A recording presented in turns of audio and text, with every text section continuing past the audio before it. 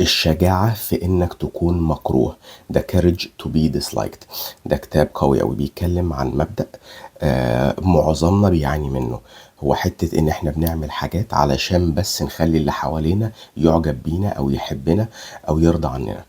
وده بالتبعية بيخلينا نعمل حاجات زي ان احنا نشتري حاجات غالية قوي احنا مش محتاجينها بس عشان يبقى شكلنا حلو، او نسكن في منطقة معينة عشان يتقال علينا حاجة معينة، او في الشغل ناخد شغل احنا مش شايفين انه صح او ما عندناش وقت نعمله علشان اللي حوالينا يرضوا عننا او يحبونا.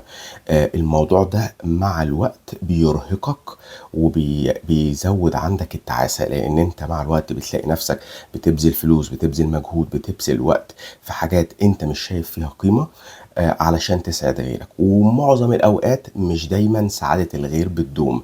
فالكاتب بيقولك ركز في نفسك واعمل اللي انت شايفه صح ويتوافق مع قيمك، مش علشان ترضي اللي حواليك. شكرا.